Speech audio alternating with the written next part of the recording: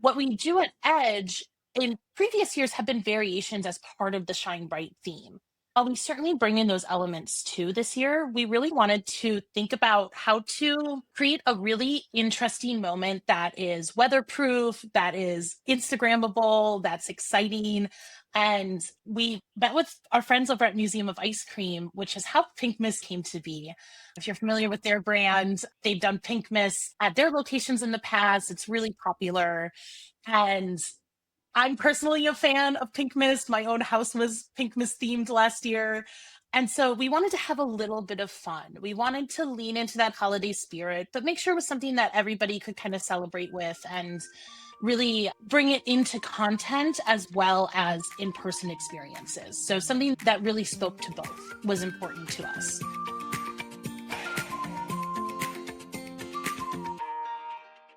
Welcome to the Best Part of Travel podcast, brought to you by Arival, where we take you inside the business of destination experiences. I'm Janelle Visser, and I'm here with Steve and Joyce. Hi. And today, we're getting into the holiday spirit with a very special guest from New York, Haley Ward, VP of Sales for Hudson Yards Experiences.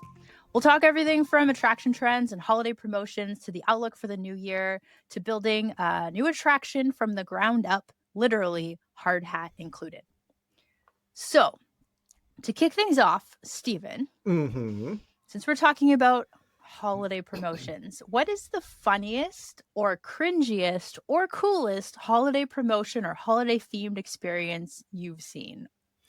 Okay, so this one's not specifically a holiday per se, but it was a super cringy kind of pop-up promotion. And generally the holiday themed ones are kind of pop-ups because they're short-lived for a holiday.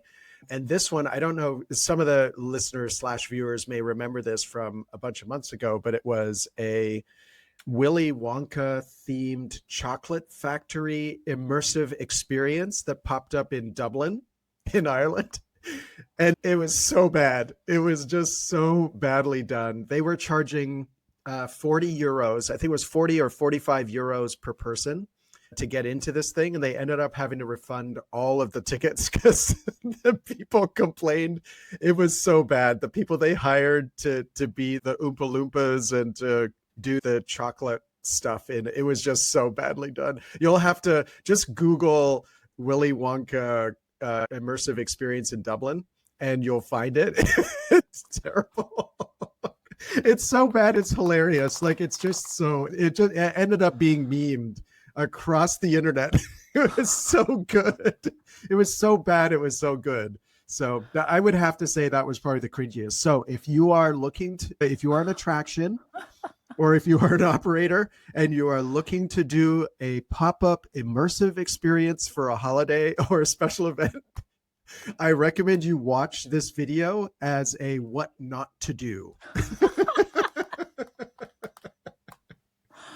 Okay. How about you, Janelle? Good to know. I hope yours is better than mine. I don't know how you can beat that. What immediately comes to mind? No, wait. First, I want to share one funny / I'm not going to say it's cringy. I think it's cute. But when I lived in Japan, Starbucks did their holiday promotion. They had all the staff wearing shirts that said, "Let's marry," as in let's be merry, but they didn't use the be. It's just like I don't know, for whatever reason, they chose the phrase "let's marry," but it seemed like they were just asking everyone to marry them. At least from my perspective, that's how I interpreted it. And so I was just like personally amused by that. But no, in terms of like attractions, holiday promotions, I think one of the coolest ones I've seen recently was Sydney Opera House did one of those movies with live orchestra of Home Alone. And Home Alone is like one of my all-time favorite Christmas movies. Like my brother and I would watch that many times every year. And so that for me, that was just like a super nostalgic one that was really cool to see kind of elevated to the level of Sydney Opera House. Yeah. Oh, that does definitely sound a lot cooler. So if you're looking to see what to do, so to be clear, maybe Google that one. To be clear, that wasn't cringy. That was very cool. That was very cool. Yeah. Okay. So we've got two sides of the coin there. We've got the what not to do and the what to do. So that's perfect. Yeah. And so we're gonna be jumping into more of that for this episode, but first, a message from our podcast sponsor. Protect Group offers a service called Refund Protect. The way it works is that an operator or reseller offers Refund Protect at the time of checkout for an extra fee, usually around 10% of the ticket price. If the guest can't go because of some unforeseen circumstance, they request a refund through Refund Protect, and they get 100% of their money back, including the fee. The best part is the operator keeps 100% of their revenue, and they make a little extra. So, to find out more, go to protect.group/bestpartoftravel. Okay, so are you ready to go to New York, Stephen? Oh, I am. Let's go. Okay, let's go. I'm so excited. So for this episode, we're talking to Haley Ward, who was actually introduced to me initially as the Queen of New York. She's well known in the world of tourism and attractions in New York, and it was just such a cool opportunity to get to hear a little bit more about her story, about what she does, and her perspective on the attractions world in New York. Her perspective on, because it's coming up to the holidays, we talked a little bit about seasonal activations, but also just in general attractions trends that she's noticed, and that her attraction, the Edge NYC, which is part of Hudson Yards Experiences, is doing, and how they're thinking about things and how they're thinking about next year. And she's a frequent speaker at Arrival, talking about everything from dynamic pricing to, all things attractions. So yeah, definitely friend of the community. Friend of the community and superstar of the attractions world, apparently the Queen of New York. So yeah, it's a tall order. That's quite a title. Yeah. I think it's an unofficial title. Unofficial, yes. Yeah. But we will bestow that upon her. Happily. All right, amazing. Well, without further ado, let's get into it.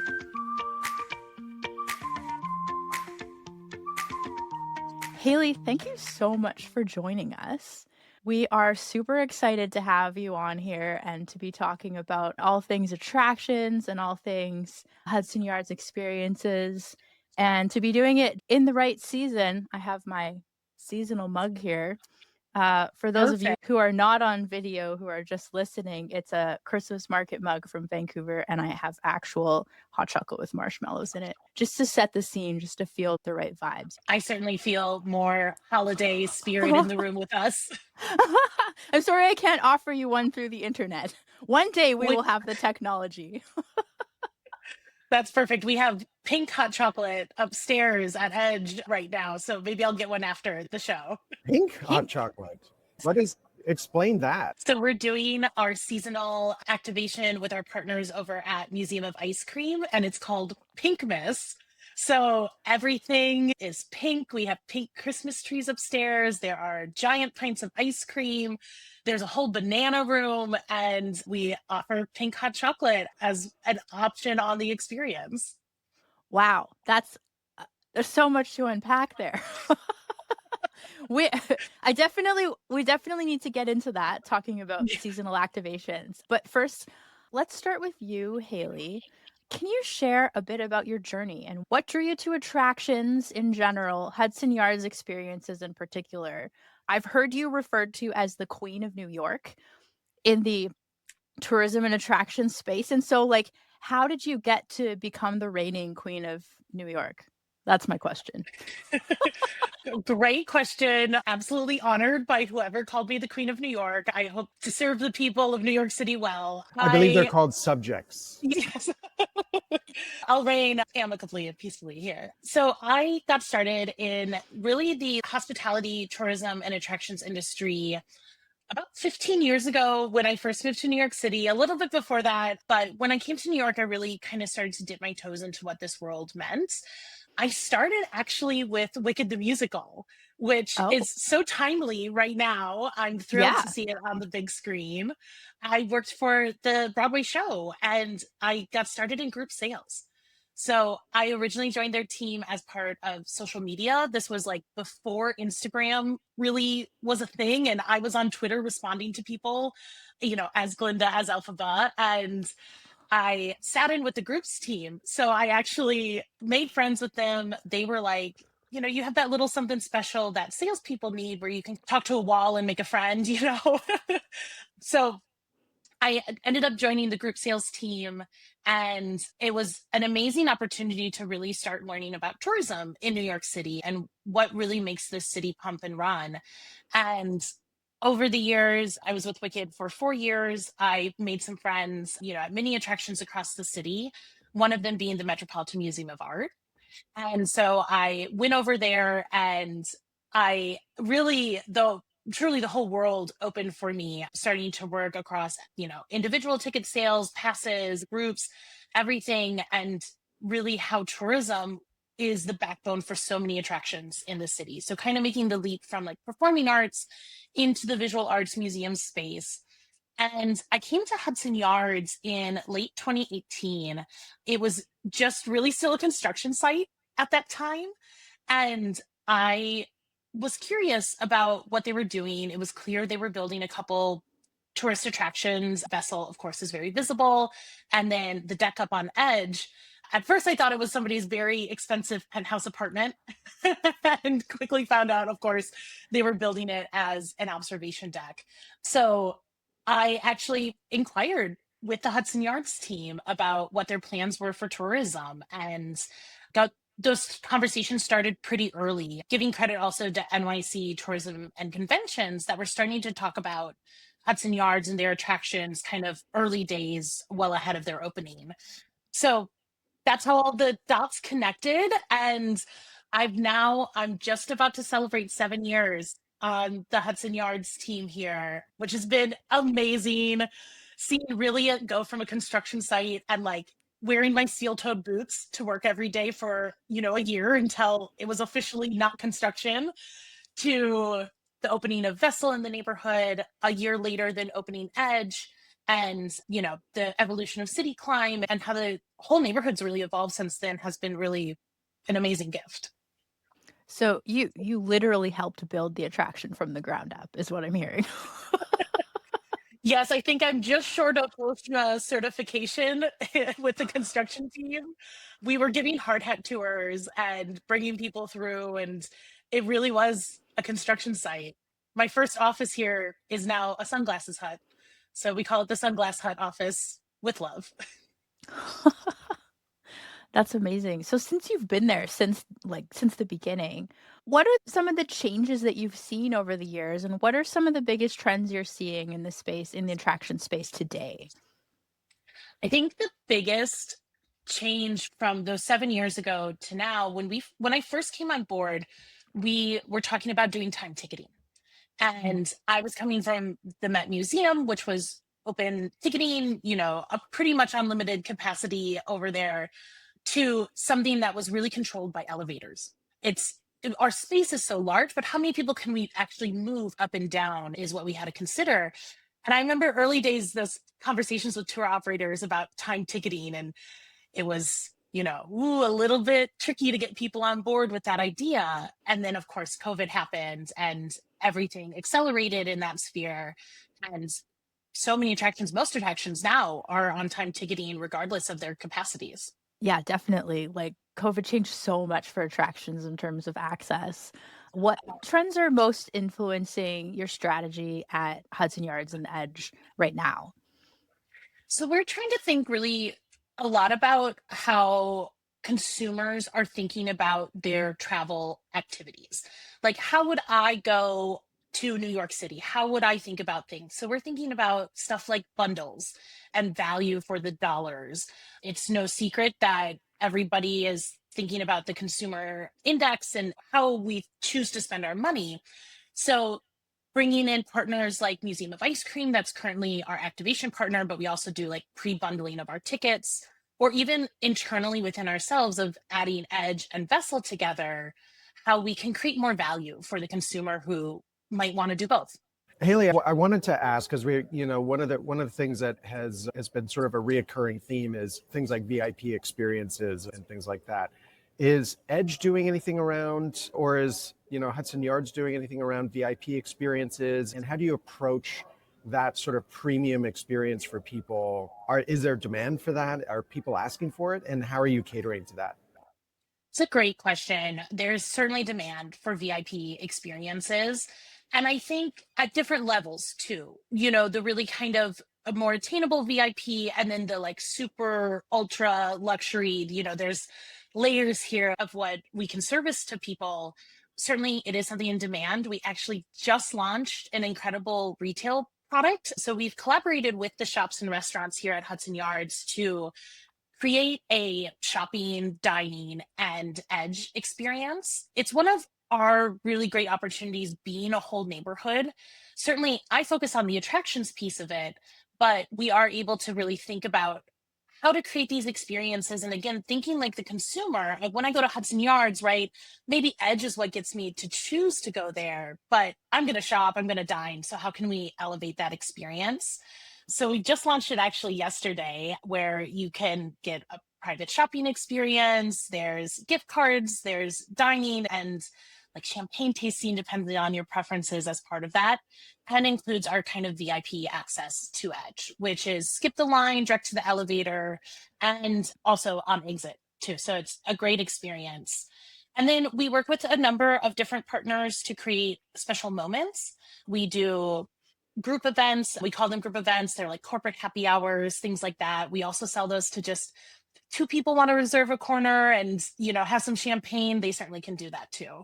So we've been thinking about how to create these special moments and still have the rest of our many guests who come through the experience also have an amazing time that is not interrupted by anything else. You probably have, this time of year, I'm sure you have a lot of special types of things going on. Let's get back to talking about that. The holiday season is huge for attractions. I imagine it's huge in New York.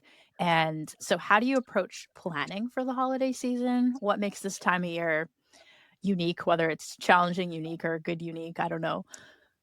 I think a bit of both, actually. It's definitely exciting, challenging, and it's a unique time of year. We really are right now thinking about next year already and really diving right into it as we plan out the whole year. So much of attractions in New York City, certainly at Hudson Yards, it's our busiest time of year. So Yeah. we really think about how to amplify that, make sure we're part of the conversation, and of course create like those really magical holiday moments. And so this year we did something that we've never done before. It's our first ever vessel lighting. So out on the plaza, of course, vessels are 150-foot tall, amazing icon that is out there. And we wrap it in holiday lights. And so we had a whole performance. Ellie the Elephant, if you're a WNBA Liberty fan, as I am, she's our amazing mascot, helped us flip the switch. And we have over 2 million lights on display at Hudson Yards. So the whole program is called Shine Bright. But then by adding this kind of element of a lighting moment, it really elevated the whole thing. I was lucky enough to attend and it was packed out there. I think it was a huge success and something I think hopefully we'll have to look forward to in future years as well. We've been lucky to just shine bright now for a couple years, and I think we're on the kind of lists of best places to see holiday lights in New York City and things like that. And this is across the entire campus. What we do at Edge in previous years have been variations as part of the Shine Bright theme. While we certainly bring in those elements too this year, we really kind of wanted to think about how to create a really interesting moment that is weatherproof, that is Instagrammable, that's exciting. And we met with our friends over at Museum of Ice Cream, which is how Pinkmas kind of came to be. If you're familiar with their brand, they've done Pinkmas at their locations in the past. It's really popular. And I'm personally a fan of Pinkmas. My own house was Pinkmas themed last year. And so we wanted to have a little bit of fun. We wanted to lean into that holiday spirit, but make sure it was something that everybody could kind of celebrate with and really bring it into content as well as in-person experiences. So something that really spoke to both was important to us.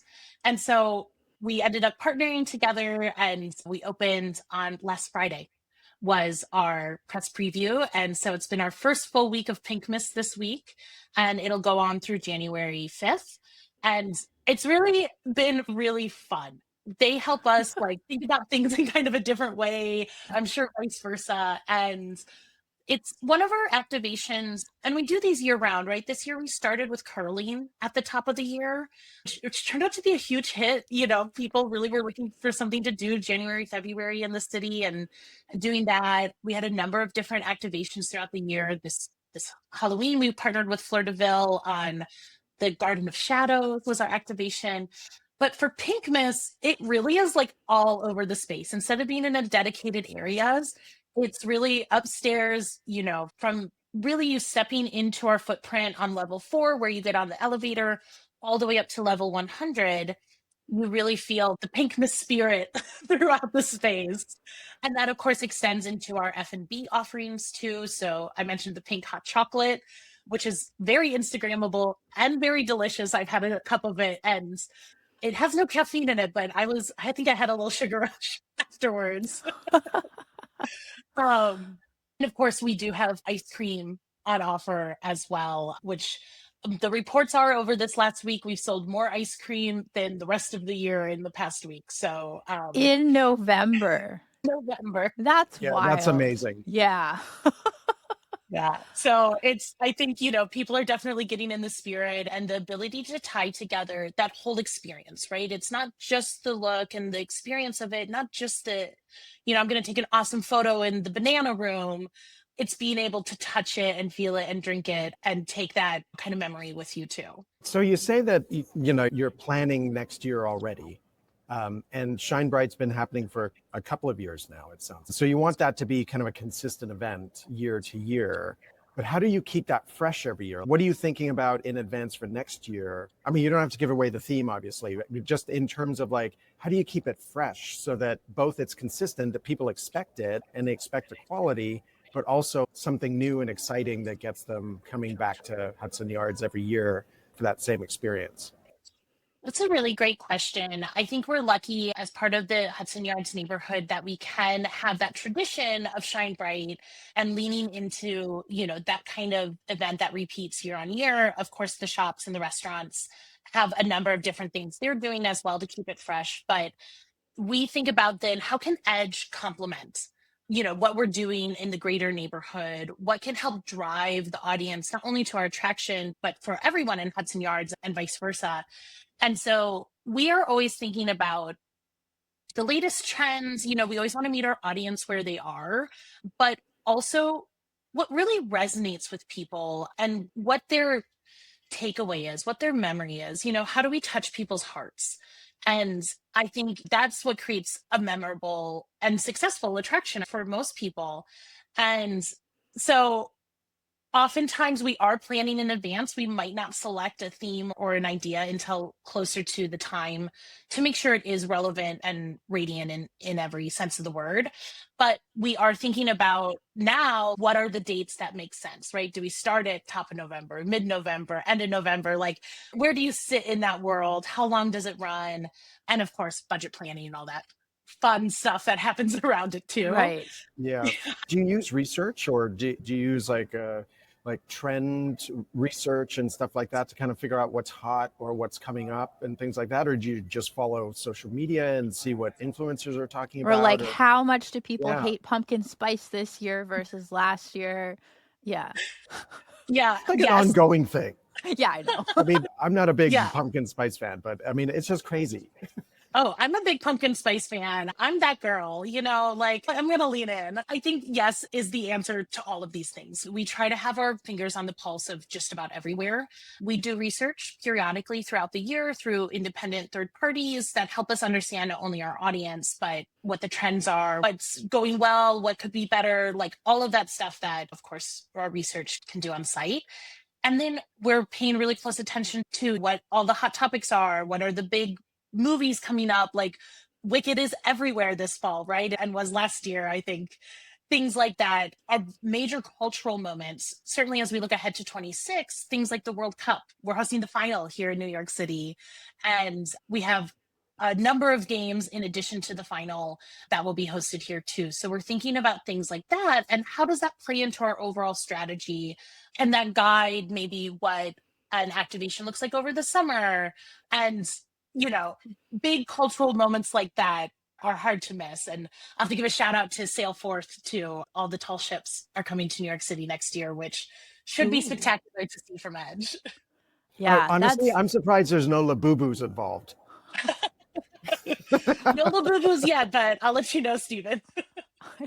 No, please. No, I no. It's don't know fine. what that means. The Lagubus? Oh, just Google it. Yeah, anyone listening, you'll know. Yeah, Should it's a I thing. though? Okay. No, yeah. It sounds like, Haley, you guys have put a lot of thought into these activations, as you call them. And even mentioning FIFA, it's, oh yeah, that's coming to Vancouver too.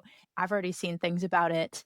And just knowing the impact that those types of events have on destinations. It's interesting because Arrival just put out this event report on the event driven traveler. And one of the things we found is that people who come to events, they're not just coming for the event, they're spending money pre-event activities, post-event activities, everything related to the thing that they're passionate about. So if they're passionate about Wicked, they're going to go all in on all the Wicked things along the way of their trip, right? But just coming back to the idea about activations, it sounds like you've got some things that are very immersive, very well thought out. But I've seen some things, not from you and not naming any names, but I've seen some things that are also pretty cringy when it comes to holiday events. And so I'm wondering if you have any thoughts on, what's your philosophy on what works and what doesn't? Are there any common missteps you see attractions making that you would recommend avoiding? It's a great question. I am a big believer that there's, a person for every seat, as it were, that if it's out there, it works for somebody. But of course, for an attraction, we're trying to play to a very wide audience and thinking about it in those terms of, right, if I'm just going after, just the people who love Wicked, it could be a little bit limited and, not giving Wicked lots of love, of course, here. But it's one of the things that we think about constantly is how to play to our biggest audiences. And how does it make it unique for each of them individually, but also has mass appeal, right? So I think when we limit it to a single audience, whoever is doing an activation, that's always a challenge. And I think things that are run really short term. I can't tell you the number of times I've saw something really cool or exciting on Instagram, and then by the time I click in to buy tickets to it, it's over or the run is very short or things like that. And so I always encourage lots of time, lots of planning that goes into these things. So giving them proper runs is always exciting. And Yeah. I really think, staying current with the times too. I think that's really interesting and being aware of what's happening out in the greater world, making sure we're choosing activations, events, moments that are relevant and are certainly of the times. And I think news moves very quickly, in these days. And so seeing abreast of what's happening in the world and making sure you're coming out with things at the right moments is really important these days. Yeah, definitely. So as we look forward and coming into this season, we're also coming up to the end of the year and to the new year. What are some of the challenges that you're facing at Hudson Yards at the Edge as we head towards 2026? What are you thinking about and what are you trying to solve for? Right now, we're deep in budget season and planning ahead for what our expectations and our spends are for next year. And I think that's always a time when we think about, what does next year look like? And it's a little uncertain. It's a little bit more uncertain than in previous years. I think 2025 looked a lot different than 2024 did for people. That being said, one of the things that's true is there's still millions of people coming to New York City. And so, how can we appeal to those people? What can we do? Where can we be at the right moments? One of our biggest challenges is making sure we're ahead of the curve in the way that we're getting ahead of the calendar, that we're making sure people can plan in advance. It's very common that people plan months before they book the travel. I just went to Scotland a couple of weeks ago, had a fabulous trip, and I planned it a couple of months ago, ended up booking about a week before our activities happened. So how can we, use not only our own consumer knowledge, but the research that's out there about it to kind of get ahead and making sure, just as I said before, like we're at the right moments at the right time. Yeah, definitely. And what about opportunities? What do you see as the next big opportunities or areas of growth for Hudson Yards Experiences and the Edge going forward? Are there any new like markets you're excited about or products or segments? Yeah, no, I see nothing but opportunities next year, actually. We're really excited for our business to grow. Certainly, we're going to be leaning into more of those kind of experiences, that we saw this year, like our activations. We've been doing amazing things like candlelight concerts too, that ran all summer. We had amazing DJ nights with our partners. We did a pop up with Marquee Sky Deck. And I think we had a lot of fun this year thinking about Edge as a performance place in the sky. And so thinking ahead to next year, then, how can we iterate on that? How can we think about what it looks like in 2026? Huge new markets for us are luxury, things like launching our retail product right before the holidays here, and thinking about how we can extend those experiences into Edge in a new way. Certainly, that market is growing too. The data tells us that market is one of the few that's exponentially growing in 25, and we expect it to do the same in 26. So we're leaning into that and thinking about how we can really amplify our event business. We do our amazing corporate happy hours. This past year, we had huge moments with companies like Samsung, where we had Doechii perform up on the deck, really major brand moments, of course, major performances too, in partnership with Tao, the Marquee nightclub. How can we think about that in big ways next year? How can we open that opportunity up to more people? Certainly all those event planners out there always are looking for these kind of really amazing, beautiful spaces that are different. And being able to invite them to our Sky Deck to offer those kinds of experiences in the new year is going to be really exciting. Yeah, Yeah. I can imagine a concert. Well, not a concert, but like a DJ set, a dance event like on the Sky Deck would be amazing. I'd be there. I'd 100% be there. I'll call you, I Steven. can't say no to a good dance party. So Honestly, same. I was lucky enough this summer, I got to attend a couple of the Marquee Sky Deck pop-up series. And these were like after the observation deck closed for the day. So we operated as our regular business during the day and then opened up as Marquee at night while their regular club was undergoing renovation this summer. So I got to see Diplo perform up there, which was just like unreal. I had a fabulous time. And I also saw the Chainsmokers earlier in the summer. We had a huge number of extremely well-known DJs. Those were the two that I saw. But being able to kind of create a dance environment, a kind of nightlife environment up there was a real dream. And I'll say some of the drone footage from it is sick. You can go on Edge's Instagram or Marquee's Instagram and see some of it. And it was really incredible to think about our amazing attraction in a totally new way. And of course, having the support of Tao and Marquee to do that really made it amazing. And I hope to see a lot more of it. That's awesome. I love that you've mentioned the differences between your attraction and there are other observation decks, right? Like how many observation decks does New York City have? We have 5 observation decks. So Okay. it is, I think the first to open was the Empire State Building. Right. And then it was Top of the Rock, Yeah. One World Observatory, Edge, and then Summit joined the scene a couple of years after us. Right. And because when you think of a big city, like most cities have one high place that you can go to for tourism. New York has 5. Obviously, you have a lot of people that travel there. But how do you stand out? How do you differentiate yourself from the other observation decks? Is everyone doing Pinkmas? Or what are the things that you think about in terms of differentiation? I think we are the only place doing Pinkmas, but I love that we have so many observation decks in New York City. For me, it says it's clearly the number one thing to do when you come to New York.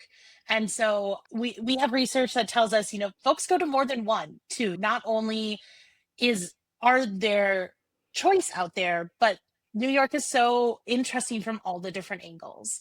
We do lean, of course, very much into our unique selling points. And I think all the decks do this. And we're all, friends, I would say, that we know as if we all individually put ourselves out there, the consumer can choose what's best for them. For Edge, it is certainly things like our outdoor sky deck. Of course, we have the indoor amazing experience too, but the ability to step out onto such a large platform that's open air and take in the city that way is really incredible, and allows us to have things like our glass floor that we're the only ones in the city that you can really look down, Ooh. 1,100 feet. Yeah. Apparently, I can like, feel the I'm adrenaline just thinking about Yeah, it. the little, I've been on that glass deck, and yeah, you look down and the stomach gets a little fluttery, that feeling. But I just wanted to say, like, each of those decks is very different, right? The Empire State Building, kind of iconic New York feature, but very different from the Edge, right? And the Edge has so many other things around it. The view is completely different. You get a very different view of New York from each one of those places. So I think you're right in that there is choice and people can pick and choose the different views that they want to experience. I think for me, having experienced the Edge in New York, what I took away from that is that it's more than just a sky deck, right? It's more than just a nice view. I've been to observation decks in multiple cities, and for the most part, they're all kind of similar. They sort of, give you a view of the city with look here for this historical thing, look here for this historical thing. This is what happened when you look out this way. But I think what is different for me is that even the last time I was at the Edge, there was this Instagram photo installation that was there. I think it was all flowers. Do you remember that Yep. was like a floral thing that was going on? And I was like, wow, this is really, and people were just loving it. They were eating up the fact that they could be in this place, be 100 stories up, see this view, and also do all of these other things at the same time. So I think, building a cohesive experience around that rather than just being a place where you can get a nice view.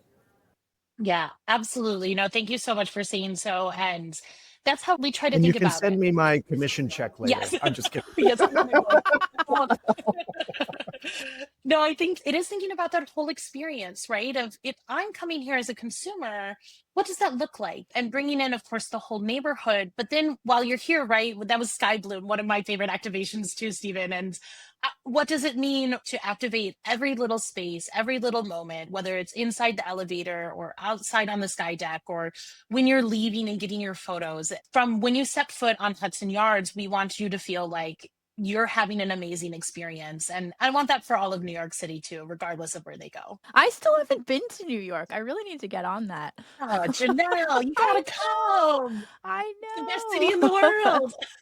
No Yeah. shame, no shame. Well, I've heard. Yeah, I do. It's a dream, Mileage and I run, want to go mileage during. run. I want to. Yeah, maybe I want to go during the holiday season. My brother and I grew up watching Home Alone every day in December. We would we would watch it every day. It's crazy. But anyway, I want to shift gears a little bit and bring it back to you, Haley. So you've been in this position, as we mentioned, since the hard hat days. And so how has your perspective on leadership evolved as you've risen and grown through the organization? It's a really great question. Being a leader and thinking about leadership is something that's always evolving. And as our teams change, right, and the people we work with change, the leadership style needs to evolve. So when I started here, it was a lot more like, I'll say maybe scrappy because we were in startup mode, right? The first day I started here, we sat around a table and we're like, okay, we need a ticketing system, we need visitor policies, we need like from truly the ground up built an experience. And as we brought on more team members, as we shifted strategy, as we went through COVID, all of these things, leadership looked different, right? It was motivating the team to get a lot done in a short amount of time. Then it moved into management through a huge international pandemic. And now it's really evolved into how can I motivate and give agency to my team to own their relationships with our distributors, to really amplify our partnerships, to think about things in a new way, to be creative and think, hey, maybe we do Pinkmas this year. And really giving a lot of power and growth to my team has been a lot about how I've been thinking about leadership, right? It's of course how I come into a room, how I handle myself, how I can speak to upwards to my bosses, but it's so much more about, for me in my day to day, about how we can support each other, and creating a support system that not only enables my team to do their jobs and to be able to bring their authentic selves to work, but also that I can then take their incredible work and communicate it upwards to our management team to turn it into strategy and to be able to iterate on that. And then somewhere in between, lots of Excel documents and PowerPoints and all of that stuff too. Yeah. So you led this amazing session recently at Arrival on women shaping the future of destination experiences. What would you say, what stood out to you from that session, or what stood out to you from, the insights that other women leaders shared on the panel and in the discussion around that session? It was such an amazing session, and really huge thanks to Arrival for having me. And I felt really honored to be able to talk on this topic. It's really near and dear to my heart. My biggest takeaway was how much feedback I got from folks afterwards about how much they needed to hear these things.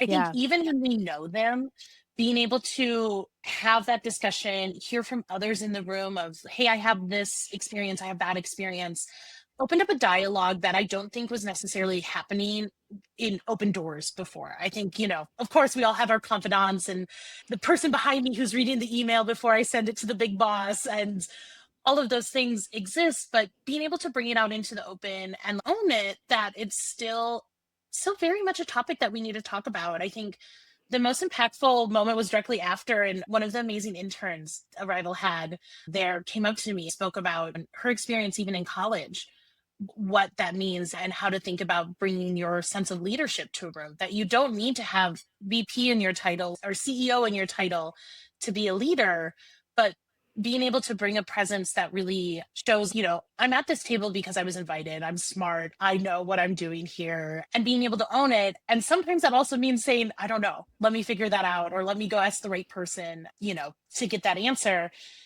And just being able to bring yourself, own your seat. And that was my title of the talk, because it really is, of course, it's of course taking your literal seat at the table. That's a very much a physical part of this, Yeah. but owning that part of yourself of, no, there's a reason I'm here, and it's because I can do this and I'm good at this. Yeah.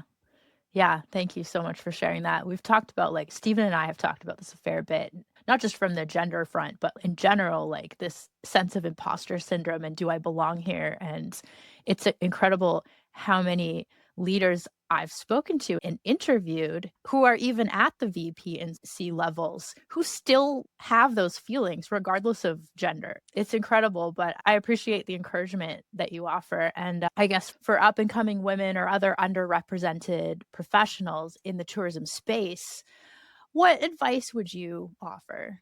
I totally agree. I think it's everybody. I think imposter syndrome is so real. Even I have moments where I have it and have to give myself that little pep talk, of, no, it's okay. You're being asked this because you're the right person to be asked this. And that's the advice I would give, is don't be afraid to give yourself a pep talk.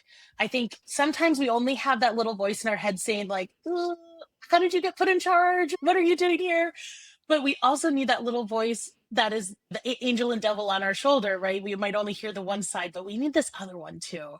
And I always try to give that space and a voice of saying, hey, you got this. Like, you're going to go in and you're going to nail this presentation. Your budget file you submitted is right. Like, all of those little things that we might get caught up about. So I would encourage, give space so that your angel on your shoulder can talk too, and just trust yourself. You'll know when things are off. I always try to give myself this advice. If you're questioning, hey, something seems weird in this agreement, probably there's something weird in that agreement. Or if you're like, everything feels good, everything's fine, let me close my computer for the day.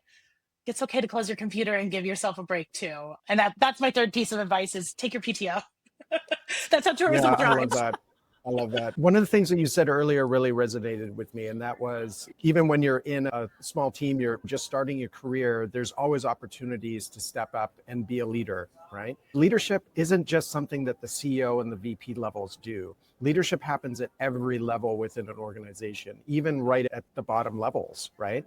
And it's people that are willing to step up and to take the risk and to take on the challenge of leadership that are the ones that will continue to grow that muscle, right? Leadership is a skill. It's a muscle that you have to exercise. You have to constantly work at it.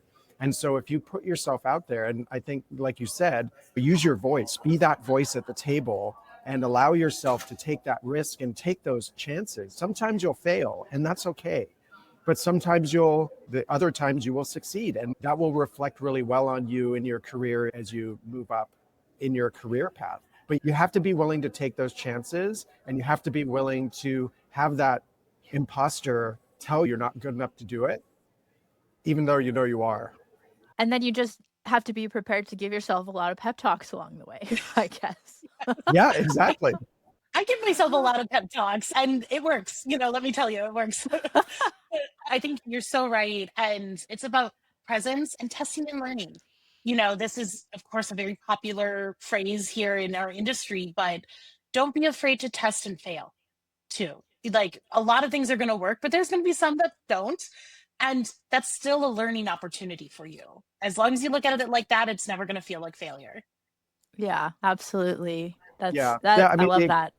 Yeah. I mean, the other thing I just want to comment on that is that you also need the people that are in leadership above you to set the stage for you and to create an environment where you can fail you can challenge yourself as a leader, as a new leader, right? As someone who is just learning how to be a leader, because it's not something you just innately have. It's something you have to learn, right? And you learn that by seeing other leaders in your space. And so for you, Haley, to be that role model is, I think, so important to set that standard and to also create an environment where the people that are below you, that are becoming new leaders, can feel safe about making those leadership decisions and being supported, when appropriate. And also being told that's not a great idea, that's not the way to do it, find an alternative, right? And they need to feel confident that they can make those choices and make those failures and still move forward. Absolutely. I think safety is a key part of it, and honored to be a mentor for some folks. And it's really because I had amazing mentors too. And this is how we keep growing our amazing pipeline and keep hospitality truly hospitable. Definitely. Love that. That's a great tagline. So, Haley, before we wrap up, I have one question that Stephen and I actually talk about this towards the end of the year, every year. And so I want to put this question to you, which is, do you have a word or an expectation or a hope for 2026, either as a company or personally, or maybe both? I'm going to go with a word that I really love and I think means a lot of different things to different people, but it's trust. I think 2026 for me is a year all about trust. It's about the consumer being able to trust that like they can plan a trip to New York and things are going to be great, that when they come to Edge, they can trust they're going to have an amazing experience. When I'm planning my trip to London, I feel confident in the decisions that I'm making. And I think the world moves really quickly. And if we as a tourism industry can help build trust in people, that the vacation, the one thing we all really look forward to all year, and hopefully a couple times a year, take your PTO, is and go to New York, right? Yeah, and come to New York. Yeah. That we can trust that we can trust that's always going to be an amazing memory, and that it's going to help us grow as people, and that even when it doesn't go well, that those are great opportunities. I always tell my friends that are traveling with me that it's when things go wrong that the best travel stories begin. So while you have to deal with it in the moment, always trust that what you're going to walk away with is a memory to last a lifetime. And honestly, that's why I love tourism. That's why I love coming to my job every single day, is that I get that opportunity to create memories for people. And I want to go into the next year trusting that's going to be true for me and creating the trust for others that is true for them. That's amazing. I love that. Yeah. Well, Haley, thank you so much for your time. Thank you so much for being here. And I hope that you have an amazing Pinkmas this year. Thank you so much. Such a pleasure to be here. Really appreciate seeing you both. And I hope you have a very happy Pinkmas. I'm off to get some hot chocolate.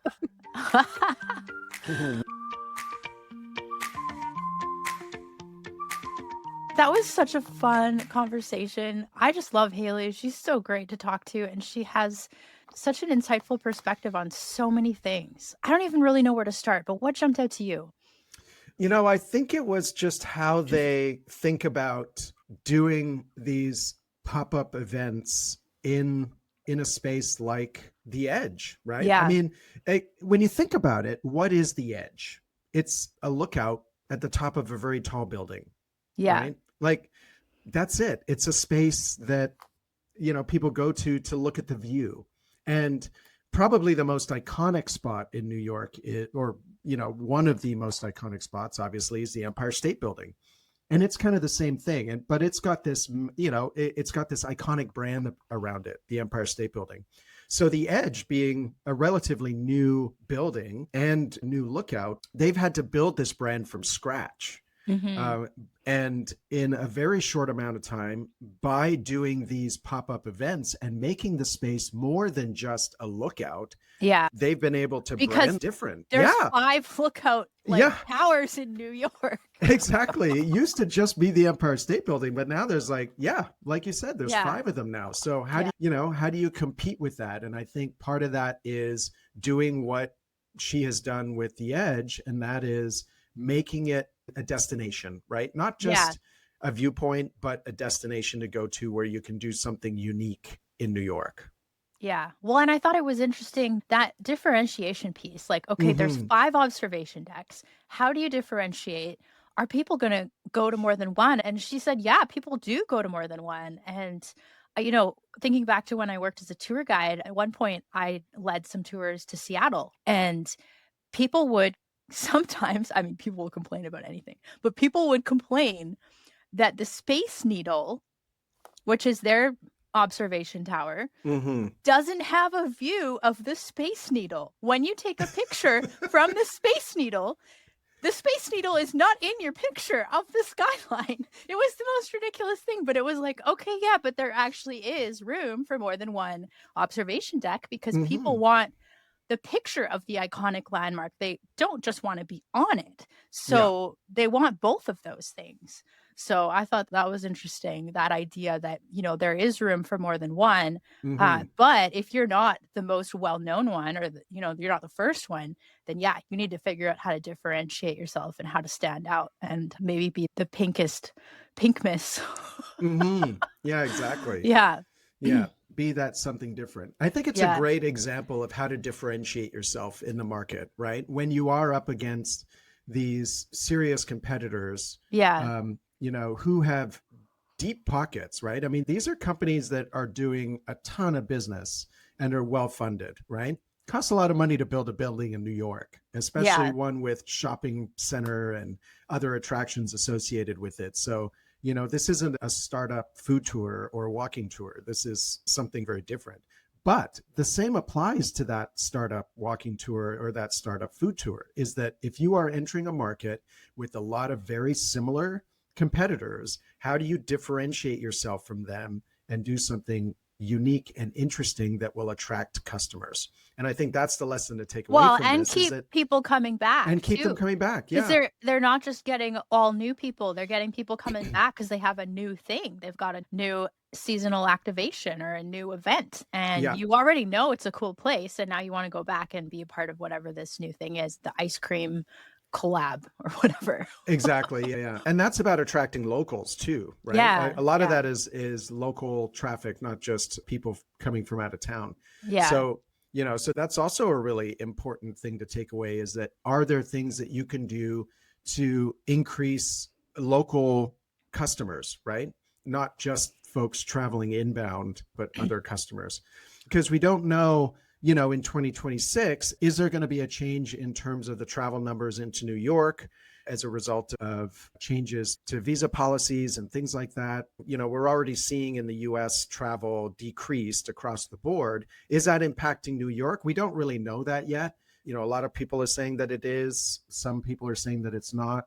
But that may change in 26. And if you aren't getting the same number of inbound travelers from, say, Europe, which you were getting before, you're going to need to do some work to drive more local traffic. And how do you do that? And I think that's where we can, learn a lesson from a company like the Edge is doing things that attract more locals. Yeah, well, it makes me think of locally here in the Vancouver area, we have the Sea to Sky gondola up in Squamish, which is a relatively new gondola because for tourists, the typical place is that they go to Grouse Mountain and they do the Grouse Mountain gondola. And this is like summer sightseeing or off ski season sightseeing. They go to Whistler, they do the gondola there. The Sea to Sky gondola is relatively new. So how do they get people to stop between Vancouver and Whistler at this gondola? And so one of the things they do, and this goes into the also attracting locals piece, is they have concerts up top. And so you can go to concerts at the top of the Sea to Sky gondola. And it's that's like, very cool. Go to a concert on the top of a mountain. Yeah, that sounds cool. Yeah. So and it's that's only a 45-minute drive, I think, right? From Vancouver. So like it's reasonable to get there. So that's just another example of how like there's a lot of gondolas in Canada, I guess, in BC, where we have lots of mountains and people like to see them and they don't always want to walk up them. So we have lots of gondolas. But again, going back to tour guiding, this is something people would ask, like, well, why should I do this gondola? I already did this gondola in this other place. And it's like, well, it's not just about the gondola. That's part of the experience, but it's about what you see and do when you're up there. Yeah. Yeah. So that's, I think for me, that's the main takeaway from the conversation with Haley. Yeah. Definitely.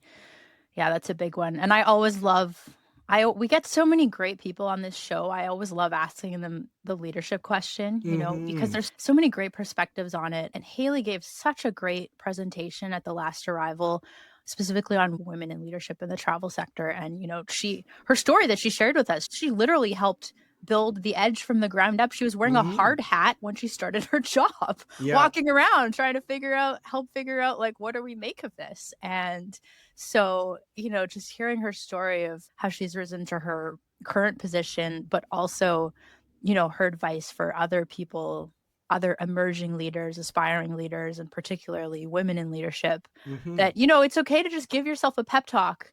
Give yourself lots of pep talks all the time.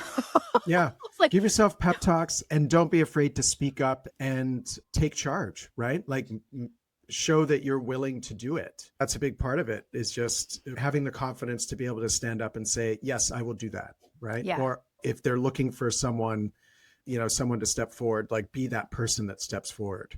Yeah, absolutely. And I feel like we can say the Queen of New York has given everyone permission to just give yourself pep talks regularly if you need them, even if you don't think you need them. Never hurts. Yeah. Well, in the words of one of my favorite SNL characters, you're good enough, you're smart enough, and gosh darn it, people like you. I love that. Well, I think that's a great message to end the episode on. I agree. So thanks everyone for joining us for this episode. Don't forget to share the podcast with your friends and follow. And check out the upcoming Arrival events in Valencia and Spokane in 2026 at Arival.Travel. Thanks, everyone. Thanks, Janelle. Thanks, Stephen. And we'll see you next year. See you next year.